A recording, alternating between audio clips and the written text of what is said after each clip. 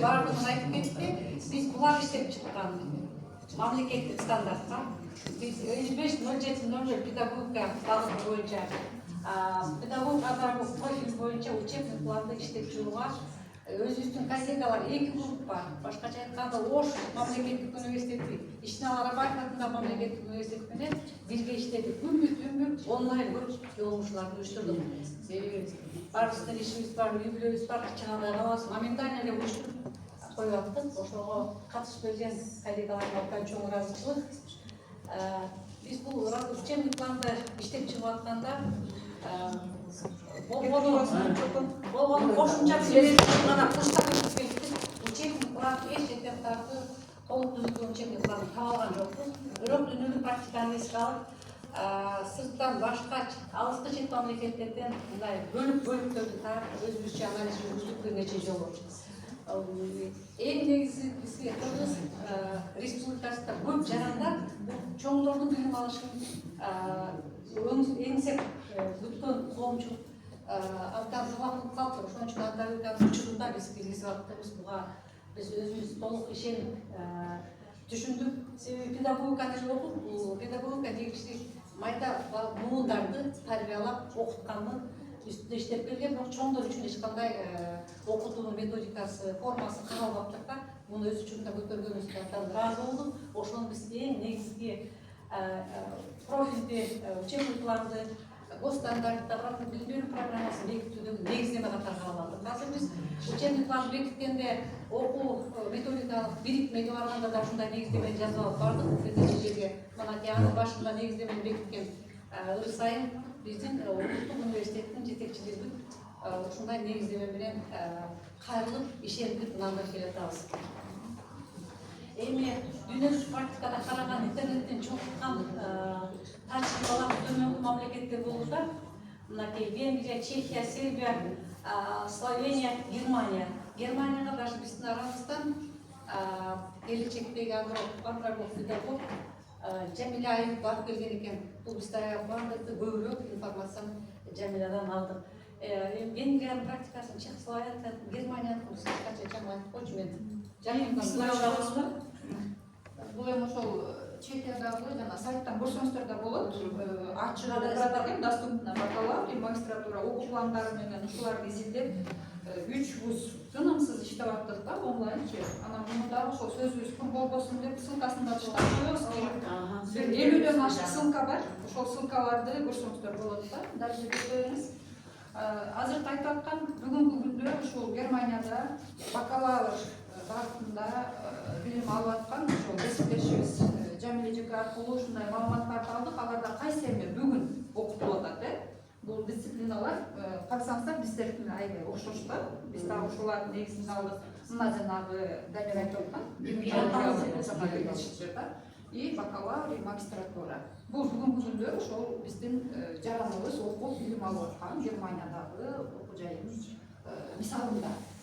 Кийинкисин көрүп койсоңуз, андан кийин лучшие практически европейских университетов деп биз эмнелер да бар? Использование опыта, баланс, роль обязательно андрогогикада баланста, анан автономия, биз аябай биздин менталитетке дагы башкача өмүрдө көңүл керек экен деп ушул аспектлерди айтып атабыз и уважительное отношение бири-бирибизге мындай бир баалуулукта бул дагычы ошондой негизде айтып атабыз. Кийинкисин берип койсоңуз, бул жерде биз улуттук университетте кандай жумуштар болду да, бизде баарыңыздар да билесиздер, 3 окуу жай процедура бар да. Биз мисалы үчүн муну киргизиш үчүн Арабаев университетинде 2 нусу бизде Исамидинов атындагы педагогикалык институт бар. Анан высшая школа педагогики бар. Высшая школа педагогикада андрогогика деген сабак PhD-де бүгүнкү окутулуп атат. Планыбызда бар, сайттан көрсөңүздөр да болот. Анан ошол высшая школа педагогикага азыр Ырсайын айтып кетет. Биз аларга Ырсайын заттан мисалы үчүн бизде Кайрат Айка институтунда второе высшее образование бакалавр жок болсо биз ала албайбыз да. Биз ошол педагогикага баягы өзүнүн стадиясы менен кетип, негиздеме жазып, аны уместно бекитип, окуу планды берип алсак, ушу баарыбыз чогуу ишибиздин натыйжасында. Андан кийин дальше бакалавр, магистратура Ошого биз ушундай негиздемени бир канча жолу жаздык. Мына Рысайым өзү да айтып кетет азыр. Бир канча жолу негиздемени жазып, Кудай буйрса, Рысайым, ушул Высшая школа педагогиканын кафедра башчысы одобрить этти. Биз ошол бакалаврды уже киргизе алдык десек да болот да. Буйрса. Башка документте бекиткендей. Жазып койдук, ушул педагогиканын негизги максаты мы учимся не для школы, а для жизни. Бул бизге бүгүн аябай керек болуп атат. Кийинкисин берип койсоңуз, биз эми окуу планга келгенде окуу планды билесиздер, урматтуу кесиптештер, баарыңыздар окуу план түзүп жүрөсүздөр. Бәдір айткандай, бул эми түзүлгөн баардык нерсеси баягы окутта жазылган, ар бир семестр 30 кредиттен ашташ керек деген баарын ылай келтирип жасап чыктык. Биринчиде гуманитарный социалный экономический циклга 30 кредит. Экинчи математика естественныйда 16 кредит. Бунун ичинде билесиздер, горячий частында да курсы табы көрүп атат да. Анан бул жерге могу киргиздик биз введение в андрогогику деп. Бала келгенде андрогогика тууралуу маалымат алыш керек деп 3 кредит менен обязательно деп киргиздик да.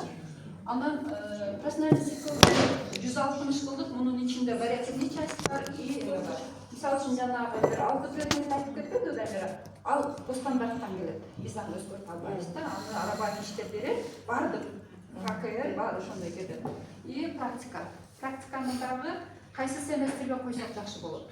Экинчи курстун жайынан баштадык. Үчүнчү курстун кышына койдук. И 4-чү курстун жетишина. Ушундай кылып койдук да, кайсы жерде кандай болот. Андан кийин бул болсо лига, мынакей 4 жылдык общий эмеси 240 кредит эме. Кийинкисин берип койсоңуз, эми баарыңар билесиздер, окуу план башталганда эле график учебного процессадан башталат да. Бул өзүнчө бир эме да, мындай биздин сонун жакшы көргөн нерсебиз. Аны ушул жерде окугандардын эң жакшы билген киши Рысайым. Окуу процессин Шылдарын айтып берет. Санасыңар, урматтуу кесиптештер, теория анан практика, теориясы андрогогика теориясын окуп келатабыз, билип келатабыз, кандай жолу өттүк, килейге сертификаттарды алдык, бирок эми ошонун практика частына келип, ошо андрогогика багытын киргизип Кыргызстанга жайылтуу бул аябай чоң шарт да. Чынбы? Анан эми ошону азыр ошо практикага киргизип, андрогогиканын өзү багыт катары конечно, киргизилет, бирок ошол нерсе дагы профиль катары. Профиль дагы бакалавр багытына Дамира аябай сону четко айтып кетти, мага жакты. Мына ошол жерде өзү айтып атат, азыр уже биз проект иштеп атабыз, келечекте өзү багыт болуп ачылып атат, ачылганы атат, биз ошону күтүп атабыз. Бекинип калса эле сразу багыт катары ачабыз, Кудай буйруса. Анан азыр ошол педагогика багытынын алдында профиль кылып ачып киргизип атабыз. Үчөөбүз талашабыз, урушабыз, аналарды сез айтпайм, кыргызышабыз, андай эмес кыздай, муну кой. Болот экен да, себеби жумуш да бул. Анан давайте жок жагында эмес мындай, жок ырыс мындай ушинтип тартып иш кылса, түзүп, Кудай буйруса, бизде тез кафедра аябай көп. Биздин улуттук университеттин алдында 4 педагогика багыты бар. 4 структуранын алдында. Анан ошонун алдында эң жакшы кафедраны тандап алдык. Ал жерде өзүңөр билет болушуңар керек, Карабалаева Зубира Таштановна деген билесиңер да. Зав кафедра андрогогиканы сабак берет экен. Магистратурада андрогогикадагы сабактан өзү берет экен.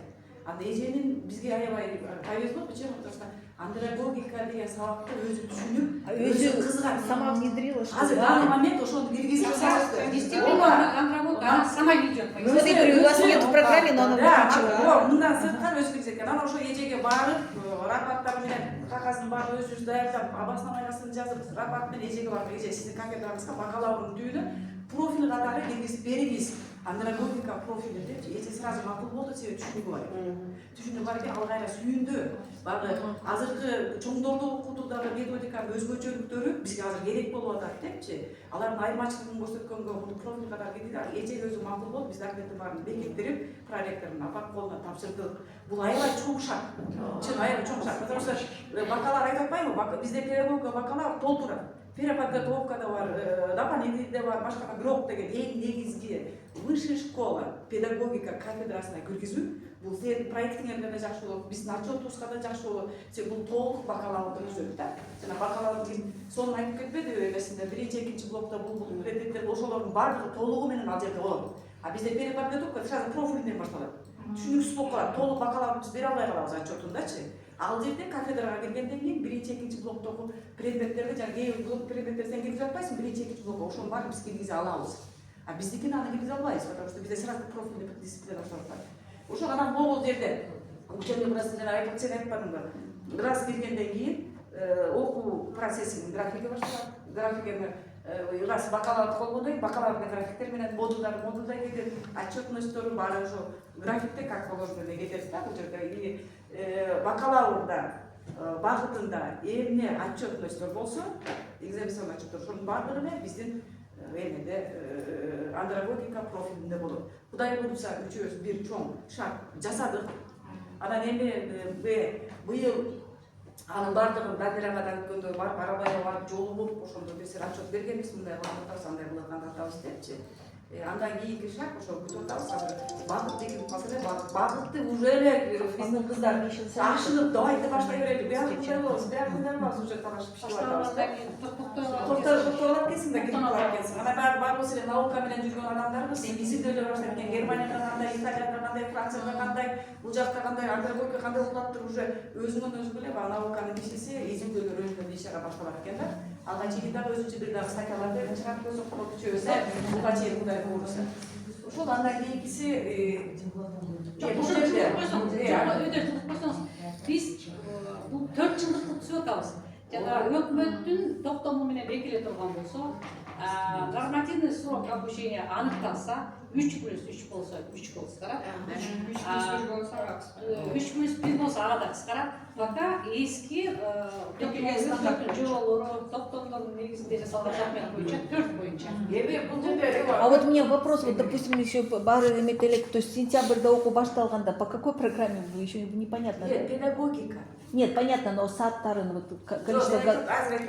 Педагогика багыты болгондон кийин дагы бир нерсе эскерип кетейин. Педагогика багыты болгондон кийин ошол бул ичине профиль катарында кирип атпайбы? Жана педагогика багытында билесиңер да, багытында начальное образование деген профиль бар, менеджмент образование деген профиль бар, логопедия, дошколья бар. И ошолар сыяктуу эле, ушул профиль сыяктуу эле андрогогика деп киргизип атпайбыз. Түшүндүңөр да? Значит, бул профиль болгондон кийин педагогиканын эмесине общий эмне келсе ошонун баарын аткарат. Андрогогика. Кошумча боюнча эмес предметтердин атын чыгарып койсоңуз жана до этого. Нет. Видео. Еще. Да. Еще да. Это Германия. Еще. Да? Ниже. Ошол анан профилде эмне айтат? Дагы бир жолу айтып кетейин. Эгерде сиз кредит жөнүндө айтып атасыз. Жок, допустим, если 3 жылдык болуп калса, вы же Марина айтып менде можно. Биз келелекте эле суроо берип калдыңыз да, Айнура. Вот основные дисциплины андрогогики, да? Вот теоретические основы, методические аспекты и практические применения. Мындай болуп атат да, сиз кантип киргизесиңер деп атасыздар. Биз мисалы үчүн муну киргизиш үчүн дагы өзүңүздөр билесиздер, биз Арабаев университети менен педагог, андрогог тренер дегенди 1 айлык окуттук да. Мен өзүм да сабак берип калдым, просто акыр темелерде так кылып бошой албай, бара албай калдым да сиздер окуганда.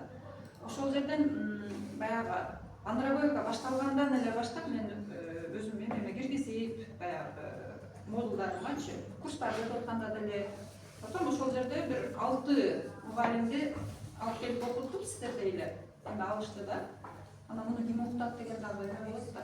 Ана биз азыр 3 окуу жай сүйлөшүп атабыз да дагы. Азыр мен өзүм дагы повышение квалификацияга заведующий келип калгам КНУга. Кудай буйруса, дагы ошону өзүбүздүн КНУда дагы биз дагы миндиреп этип, биз азыр эме токтошубуз керек. Кадр. Бул сабакты ким берет? Анан ошоларды өзүбүз барбыз. Кудайга шүгүр, бизде дагы бир андрогог тренерибиз бар, Сукарулова билесиздер. Андан сырткары жана 4-тө Кудай буйруса мындай остепенённыйлар бар дегендей. Ушул сабактарды биз пока берип атабыз. Кийинкисин берип койсоңуз, ал жерде курсы повышения квалификации бар. Элективный курс бар, анан эме бар. Курсы по выбору бар. Курсы по выбору дагы баягы эме болгондон кийин үчөөбүз бир коллаборация болуп иштеп аткандан кийин сунуштап коелу деп атабыз да. Сунуштап кое берели. Предложение. Ким каалаган Ушул эмелерди Excel'de бар, мындай жазалган, баарын алып чыга алабыз да. Анан окуу планын түзүлгөндөн кийин билесиздер, перечень дисциплин деп биздин окуу жайда өзүнчө дагы бекилет ал. Өзүнчө перечень дисциплин деп бекилет. И андан кийин дагы булардын рабочкасы бар, уюмкасы бар. Мындай иш көп да, аябайчы. Дальше дагы кете берет, сылабысы дегенсе мунусу. А так мындай общем караганда бизде аябай чоң жумуш жасадык да. Биз бир мамлекеттик деңгээлинде жумушта. бир нерсени баягы аягына чыгып эметмей сайын сиз эмнеге салбай атасыздар деп атпайсызбы? Биз мисалы үчүн ошону салып койсок, ошол моментте туура болот дагы. Кийин бир нерсе чыгып калса, ал туура болбой калат. Мисалы үчүн жанагы Документ. интегрированный дегенибиз недавно эле бир жума эле мына ошондой эле алдык. 30-njy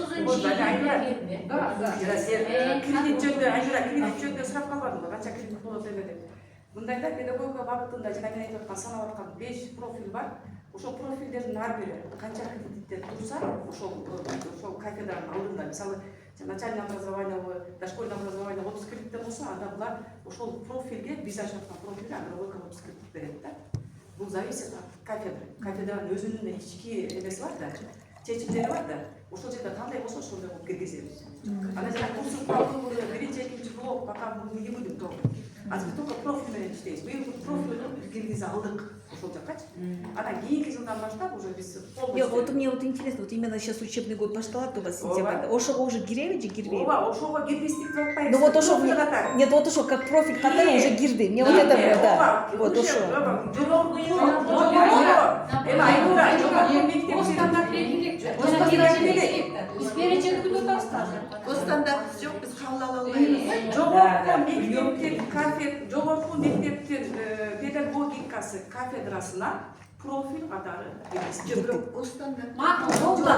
Нет, вот ошо вот ошо студенттерди набрали, ошо кафедрада студенттер бар да. Нет? Биз өкмөт немеси бүтүп атабыз. Өкмөт кандай рұқсат? жок, биз эми жаңылык кылып киргизе берели деп киргизип койдук профиль. Ал мындай бака Студент кабыл ала албайт. киргизип койдук. Кабыл десек, биз Ну имеется бары же вы наберете к сентябрю же, правильно? Можете не набирать студентов. База не утвердится, набирать не имеет права. А вы сейчас студентов не будете набирать, что ли? Потому что нету. набрать. Перечень до сих пор не утвержден. Нет, я поняла, но просто я говорю, процесс как должен начаться. А вот смотрите, вы написали проектное заключение, да, вот, проектное предложение написали, рассматривает, а вы же в этот момент сразу нас не набираете же, когда вам утвердят деньги, вот проект уже утвердят, вы набираете группу. Нет, то же самое. нет, я понимаю, что ну просто же учебный процесс начнется, я поэтому спрашиваю. Нет, в этот учебный год не смогут набрать. Да, Айнура, сен профиль катары киргиздик.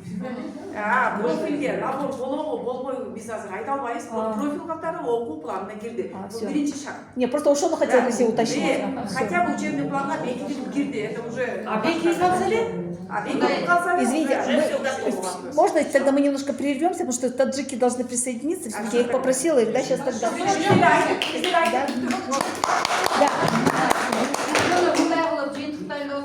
Перспектива для Кыргызстана. Бул эсипти Кыргызстанга ачканда бизге эмне берет? Эң биринчи биз специализированный дейбиз, бакалаврдан баштап атабыз да. ЭСПОго тие албайбыз. ЭСПО азыр кантип болбаса, ЭСПО эмес, кандай деп биз албайбыз. ЭСПОго бакалавр, магистратура, И доп. доп образование. Анан доп образованияга жана айтып өттүк. Биз мисалы үчүн андрогогиканын мындай эмеси бизде лицензия бар.